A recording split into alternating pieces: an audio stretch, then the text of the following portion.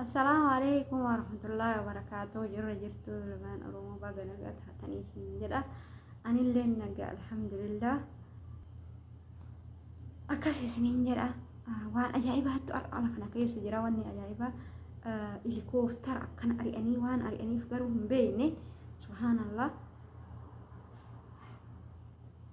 إيه بسم الله نما سوداجس والله نما سوداجس الكوتر أما أسر أج أرياني وان أرياني في بيكو ملالولات لروي تجرنا فكاته كاسي نما سوداجس هاتا يوغرو الحمد لله بسم الله. أما دقيتني سغالي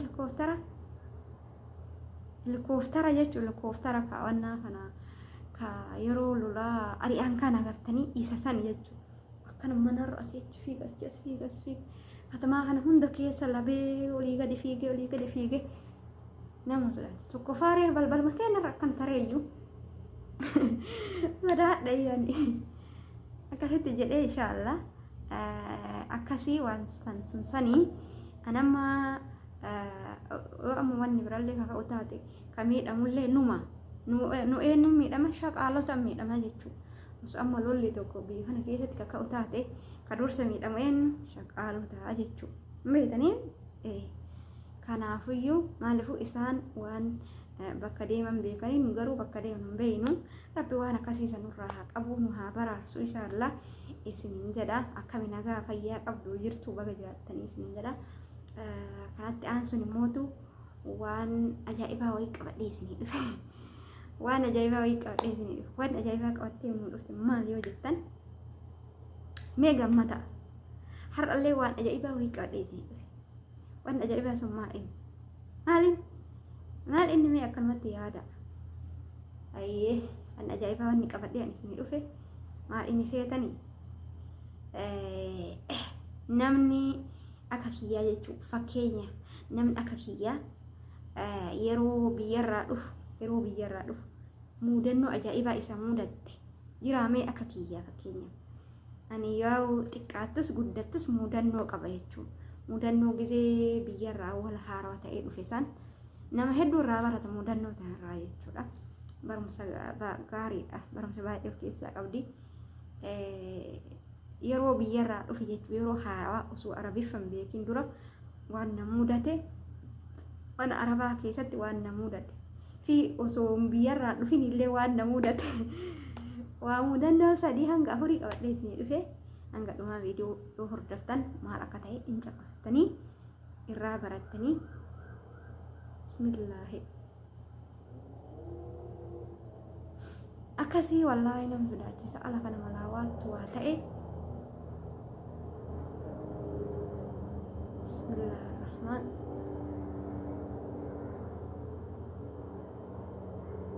makiinaa shorxaattu iyyaa helikooftara iyyaa waanuma san iyyuu bu'eetuun beeku rabbiin keeriyaa sajjalu inshaallah nama sodaachisa jechuudha. magaalaan aan keessa jiru tana keessa helikooftara akkatti shaa jedha waan muuji awwal marraa argee waan akkanaanii makiinaan shorxallee buu yoo jettuun dhagaa alaa jechuudha. akkasii mee amma gara gamaan dhufetti yoo deebi'e muudannoo ta'e jechuudha. tagisee man arabaatitti na muudatte yeroo man arabaa xalaba jiru na muudatte xalaba yeroo xalaba madaamee jiru jechuudha. xalaba yeroo an jiru na muudatte mee isiniif himaa takka takkaan irraa barattanii warroonni ganaa biyyallee dhuftanillee barumsa isinii ta'a. asumaan viidiyoo kana hordofa hanga dhuma isiniin jedha. mee ta'awwala isinitti hime mudannoo basiixa tagisee biyyarraa dhufusan gisee biyyarraa dhufu ani gisee biyyarraa dhufu akka biyya keenya biyya ormaa kana keessatti biyya Su'uudi Arabii kana keessatti duraan hin beektan akka ammaa kanaayyuu wanni hin taane akka ammaa kanaayyuu hin babal'anne wanni hundi jechuudha. yoo san gisee dhufusan jechuudha. dubartiin isaaniitu akka ammaa kana ala keessan deemtu akka ammaa kana argitan uffattu abaayaa banaa kan uffattu abaayaa matarraa kan uffatti giseessan jechuudha. giseen biyyaa dhufu dubartiin naamusa qabdi giseessan maashaallah. akkasii ammaarree aniin ta'e yoo amma biyyarraa ka'usan biyya teenatti hin beekanii miree waan uffatan waan uffatanii dhufan hin beekanii miree gurdii jechuun gurdii asiin nama waxxarsan isaan uffadhee asiin ijaaba godhadhee asiin immoo tisheertii harkoo dheeraa uffadhee asiin tisheertii qonxee wayii uffadhee dhufe jechuudha. Ani maaliifus laaka biyya ormaa deemu hedduu osoo akka Suudiin kun uma biyya keenya seeqa'an uma biyya keenya keessa jiru seeqan garuu immoo biyya Suudii kana waan taateef biyyi kun yoo san akka ajaa'ibaa kanatti naamusa qabu uffatallee naamusa qabanii haasa'allee dhaabbillee naamusa qaba waan hundaan muuziyeessan kanaafuyyuu yoo san akkasitti zannaqee akka biyya keenyaa sanitti gurditti deebi'ee boodii qal'oo wayiitti deebi'ee dhufee diradhee dhufee haguuggadhee akkana ijaaballee godhadhe garuu ijaaba godhadhe wanni wayya dhufee yoo an dhufamu yoo ani boolee gayu handaanuma laala silmaana laalan jedhan garuu ijoollee warri bebbeeku abaayaa warra uffatee jira warra abaayaa uffatee laalan anammoo na laalan maaliif na laalanii jedha maaltu maal ta'e ala kanaa ifan yaa rabbi khayrii sajjarkaati akkas inshaallah amaarree na laalan edaa na laalanii maal ta'ee na laala jedha dhiirris na laala dubartillee na laalti waan isaan na laalaniif ana of xaxxaree deemu kan na laalan edaan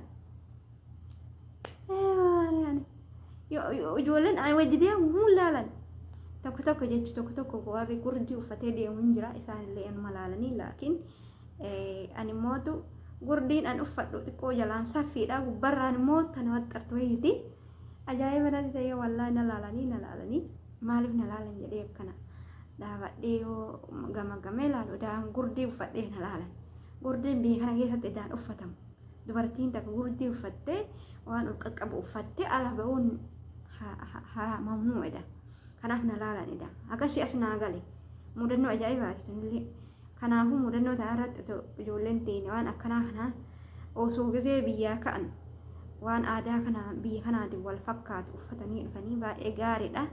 Tuni mudannoo tiyya tana tun xiqqeesh wal basiidha. Amaarree gaaf tokko ama talammataatti yoo tarro gaaf tokko namitti mana qulqulleessii naan jette manni isaanii bal'aadha.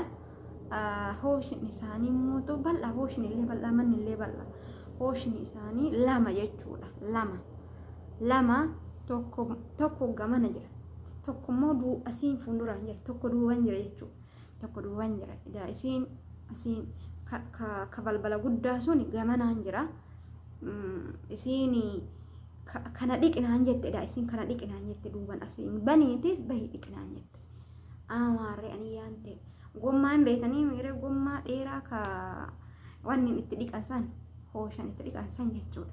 Inni sun hoosha guddoo keessa jira gamanaan jechuudha. Gamanaan hoosha guddoo keessa jira. Manni achi ol fidee asiin achi gadi ba'ee dhiqa jechuudha. Amaarree gasii dhiqinaan jettedha isiin. Asiin gommaa kana saabii fidi achi ol harkisii mana keessatti ol guurii asiin gadi ba'ee dhiqinaan jettedha isiin. Ayee jedheeni ammisi yookiin yaa waan an beeku seetii miti akka har'aa dhufee akka torban gahee biyyarraa dhufe jechuudha. Ani yaante isiin milikkata maan gommaa sa'a binaan jette malee waan isiin naan jette hin beeku dhugaa dubbachuuf.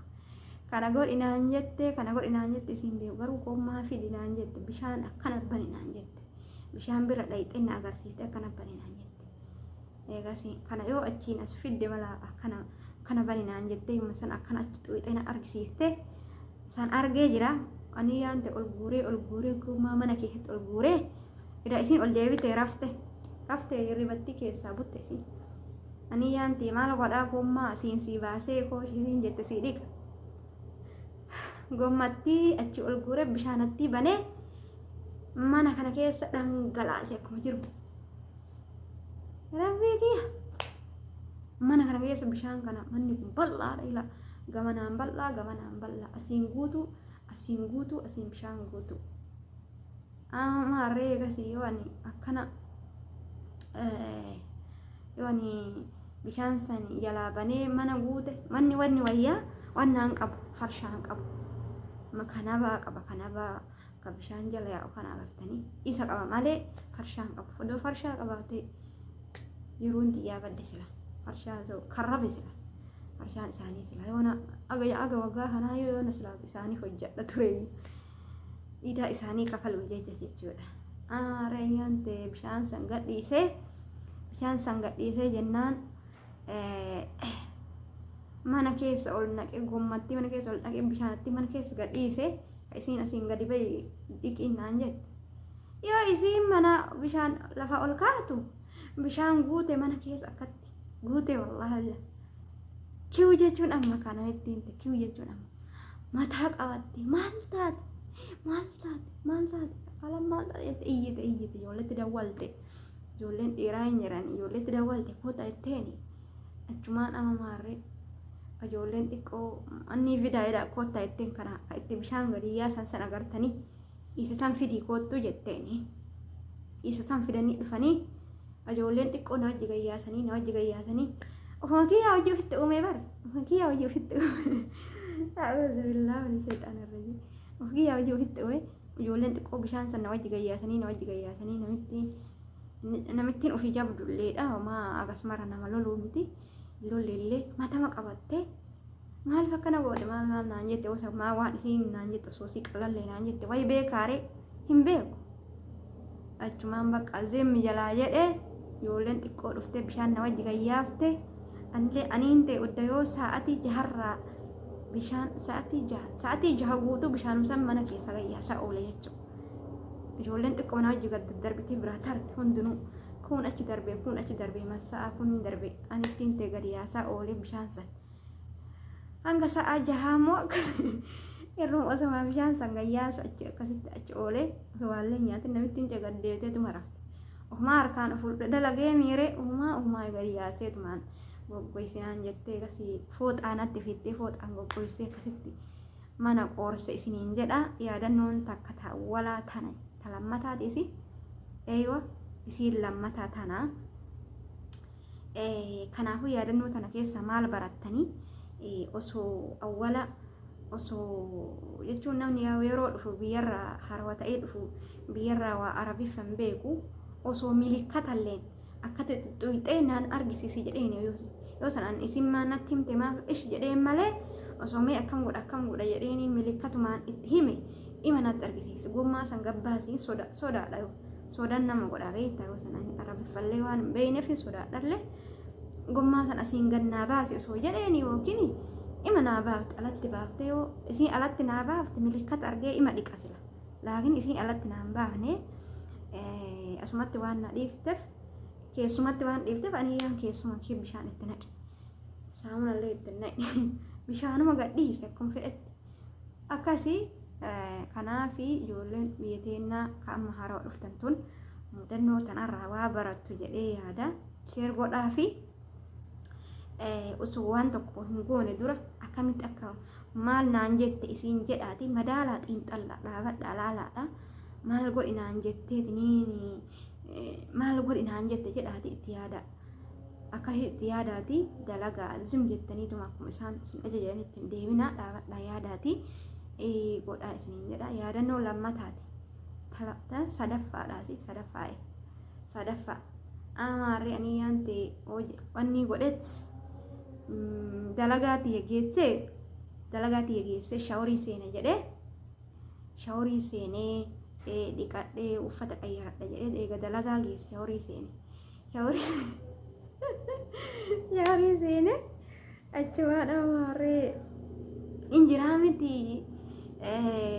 shaambolleen achi keessa jira wanna arabaa kana keessa waa hunda jiraa miti ree wanni jiru hundi wanni isaan itti fayyadaman kulliin achi keessa jiraa miti ree hin beeytan isin amaarree shaambolleen achi keessa koondishinerii maaliin kireemni maaliin kayoo qaama dhiqatanittiin qaama ofii ittiin annaa godhatan kun hundi achi keessa jira kamatallee maalillee hundu achi keessa jira amaarree aniyaan ta'e ka isaanii ka shintibeetti seenee shaaworii seenee eega geesse matallee dhiqadhee odoo mataan dhiqadhee geesse mataan haalaafuu jedhee kireema wayii kireema wayii fuudhee mataa dibadhee jechuudha. Kireemni mataa dibadhe sun kireema maaliiti beektanii? Kireema mataa ka annaa kana maal jedhama si? Viitaamu maal inni sila yoo karaa wanni mataa ittiin godhanii ittiin rigansan hin beektan isin jechuudha. Kan mataa namarraa kaasu jechuun muluma mataa kaasu san hin beektanii miidhee footoo isaa isinii maxxansa. Isa san jechuudha. Kan mataa mullucu godhee baasu jechuudha. Kan mataa gara anniitillee mullucu godhee isinii baasu san hin beektanii. Kan beektu hin beektan kan beekne mootu waan godhu qabu. Aadaa keenyatti safuudha. Akkasii aadaa keenyatti safuudha waan akkana jedhanii himuun hin ta'u. Waan kana ta'eef garuu haa ta'u hundinuu namni biyya arabaa yeroo hin beeka jedhee yaada. Kan mataa mullucu godhe jechuudha. Kan mataa mullucu sirraa godhe achuma dibdee akkatti irra dibdee yoo jette mataa mullucu sirraa godha. Kireema san jechuudha. Kireema san fayyadame. Ani yaante yoo kiyyaa kireemni ka gara biraati. Kan fayyadame sun hin beektan ka gara biraati jechuudha. Laakiin an kireemni an fayyadame mataa fayyadame. Mataa fayyadame jechuudha. Waan godhe akkanuma fuudhee akkatti gadi harkatti gadi qicee jechuudha. Akkana godhee akkatti mataatti rigadha. Akkatti bakkuma tana rigi bakkuma tana akkana godhee itti rigee mataa fuudhee gadi hin deebi'e narra. Kireemni sun mataa harkarratti gadi narraa deebi'e. Yoo an akkana mataa akkana godhee ilaalu mataa mullucu narraa jette bakka sanii. Hanga ammaatu mataan sun hanga ammaatu sirriitti naan deebine jechuudha. Hanga ammaa bakka sanii mataan sun hanga ammaa akkasumatti sisii taatee haftee baxxattee xochattee haftee jechuu mataan sun bakkuma tana sisii mataatee akkasuma na jala haftee kireemni sun mataa sana hanga ammaa hunoo sirrii naan goone hanga ammaa yeroo hundaa itti waa diba akkatti gadi qabee bakka sanitti waa diba haa margu jedhee fuulduruma tana xiqquma wayiiti. Itti waa diba shunkurtii adii fa'aa itti diba haa biqilu jedhee amma reef ganaa biqilaa jira bakka saniin jechuudha. Akkasitti matatti gadi hin deebi'e kireematti harkatti dibee akkana godhee matatti gadi hin deebi'e akkasitti mee wanni yaadannoo kanarraa fi hin jiru wallaahi billaa yaadannoo ajaa'ibaati. Kanaaf waa hedduu barachuun gaariidha. Ijoolleen teenya tamana madaamii jirtan kireema akkasii sanirraa of eegaa. Zim jettanii shintibeetii keessatti arganne maaf ittiin fayyadamina jechuudha. Waan akkasii sanirraa of eegadha. Miidhaa guddaa namarra geessa jechuudha. So waan biraallee akka ta'u taatee isaa waa hedduu fayyadamanii so waan biraallee akka ta'u an alhamdulillah mataa muluu hin dibanne akkuma isiniin jedhama harkumarra fuudhee akkanuma godhee harka gamaa gamana asilleen xiqqoo isii malaaxee asilleen xiqqoo malaaxee kireemiin malaaxee jechuudha. Harkarratti gadi na deebi'e akkana osoo godhu harkarratti mataa fuudhee gadi hin deebi'e akkasitti argee yooma san dhiise ofirra maa mataa gadi hin deebi'e asirra jedhee argee ofirraa dhiise jechuudha. Daddafee sanatti dhawannaa jedhe naqa'eetti. Kanaaf isinillee waan akkasii sanirraa of eegaa isiniin jedha. Muudannoon yoo isinitti tolte koominti jalatti muudannoo hedduu jira ammallee ta'ajaa'ibaa tanarra caaltu. Kanaaf bohaarsiisee jira yoo isinitti tolte sabiskiraayib gochuu hin dagatina. Kanaafuu ijoollee biyyarraa dhuftuuf hedduu baay'ee barumsa ta'a. Hergodhaa fi dhageeffadhaatii himaa isiniin jedha waan akkanaatirraa of eegii jedhanii itti himaa ijoollee ganaa reef xalabaan dhuftu jechuudha. Tagana arabiffan beeyni fa'a waan akkasii kan irraa yaa'edhu. Arabni yeroo ammaa san ittilleen himne ayyoo san kireemni sun akkana godheedha yoo har'a gadi baasee namatti isin dhageessisiise wallaahi. Laakiin yaa obboleeyyantii keessan itti haa himu malee waan akkasii sanii wanni hin jenne. Kanaafuyyuu haasawaa isinirratti hin dheeressu. Asa ke asmarratti xumura isiniin jecha subscribe gochuu hin dagatina yoo isinitti tole like gochuu hin dagatina yoo isinitti tole comment jalatti barreessa yaadannoo birallee fidi jedha maal inni mudannoo birallee fidi jedha kana mallee isinii fida kiyyallee isinii fida tara mallee taabboleeyyatti hiriyooti yallee isinii fida walitti himtii miree obboleeyyaa wookinii waan nama mudate walitti himtee miti kanallee isinii fida subscribe gochuu hin dagatinaa yoo isinitti tole like godhaa isinitti tole koomentii barreessaa jalatti tabirallee fideedha akkasii namoonni mudannoo qabdanillee koomentii jala barreessaa nama hedduu irraa barata isiniin jecha viidiyoo isinitti dheeressu asumarratti salaamu alaykum warahmatullaahi wabarakaatuhu keessa bula subscribe fi like hin dagatinaa okay isiniin jedha bye bye